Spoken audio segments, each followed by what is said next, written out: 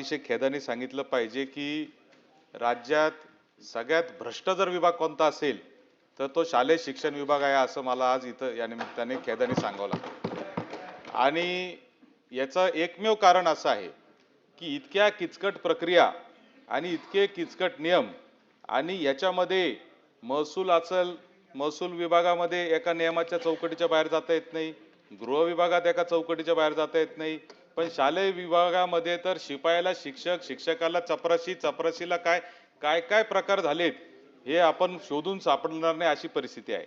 आणि ह्यामुळे मंत्री महोदय प्रचंड बदनामी ही आपल्या विभागाची सातत्याने चालू आहे।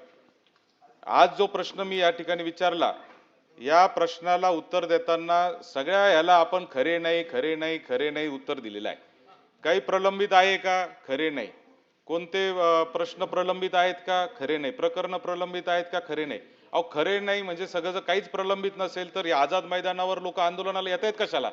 कशासाठी दारोदार आज आंदोलन चालले? प्रत्येक जिल्ह्याच्या शिक्षण विभागाच्या दारासमोर आंदोलन चाललेली आहेत आणि ही वस्तुस्थिती आहे मंत्री महोदय। आणि मंत्री महोदय कोणी असले तरी विभाग म्हणून हे कधीच सुधारायला तयार नाही, ही वस्तुस्थिती आहे।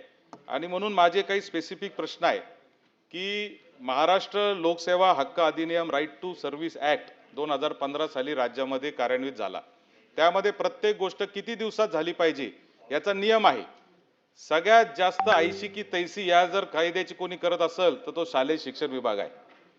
कुठंच नियम पाळला जात नाहीये आणि याच्यात जो पैसे खायचे त्या पैसे खाण्यासाठी ही ई प्रणाली नकोय तुमच्या लोकांना आणि म्हणून तिच्यात सातत फाटे फोडण्याचं काम हे सातत्याने चालू आहे। कुठेही ई प्रणाली चालू नाही।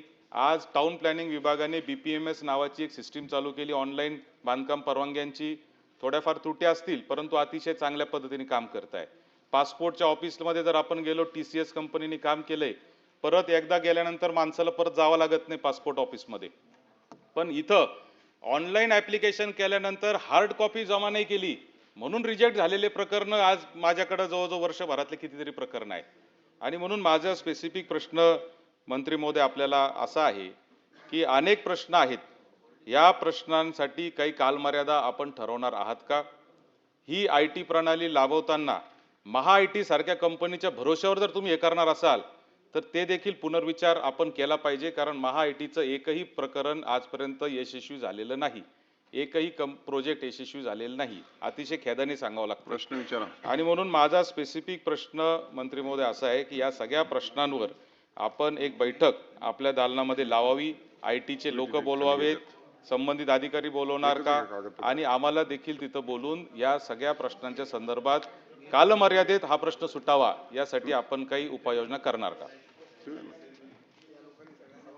सन्माननीय सदस्य सत्यजित तांबे साहेबांनी जो विषय ह्या ठिकाणी मांडला, काळानुरूप प्रत्येक विभाग हा डिजिटलायझेशनकडे त्या ठिकाणी वळतो आहे। आपल्या विभागात देखील बऱ्याच प्रमाणात डिजिटलायझेशन झालं आहे, परंतु आपल्या ज्या सूचना आहे त्या समजून घेण्याकरता आणि तशा पद्धतीचे बदल आपल्या विभागात करण्याकरता निश्चितपणे बैठक आपण याच्याकरता लावू। त्या बैठकीला तुम्हाला देखील निमंत्रित करू, कारण आपण टेक्नोसॅव्ही आहात। कोणत्या प्रकरणामध्ये कोणचं टेक्निक वापरलं पाहिजे हे सत्यजित तांब्यांना व्यवस्थित माहिती असते, त्याच्यामुळे तुमचं मार्गदर्शन निश्चितपणे याच्यामध्ये घेण्यात येईल। फक्त एकच विनंती आहे, आपण हे जे शालेय शिक्षण विभागावरती ताशेरे ओढले की सगळ्यात भ्रष्ट, माझी आपणास विनंती आहे, आपण जे सर्वजण ह्या ठिकाणी बसलेलो आहोत, आपण सर्वजण तिथूनच आलेलो आहोत, त्याच प्रणालीमधून आलेलो आहोत, त्याच व्यवस्थेमधून आलो आहोत, परंतु त्या व्यवस्थेवर असं इतक्या गंभीर पद्धतीने बोट ठेवण्यापेक्षा ती व्यवस्था सुधरावी कशी याच्यावर आपण काम केलं पाहिजे असं मला वाटते। कारण ह्या देशातल्या शिक्षण प्रणालीने इतके मोठे मोठे शास्त्रज्ञ, इतके मोठे मोठे नेते, इतकी मोठी कलाकार ह्या आपल्या देशाला दिलेले आहे, ज्यांनी जागतिक स्तरावर आपलं नाव त्या ठिकाणी केलेलं आहे। आपल्या या आरोपामुळे आपल्या राज्यातले शिक्षक देखील त्या ठिकाणी बदनाम होऊ शकतात।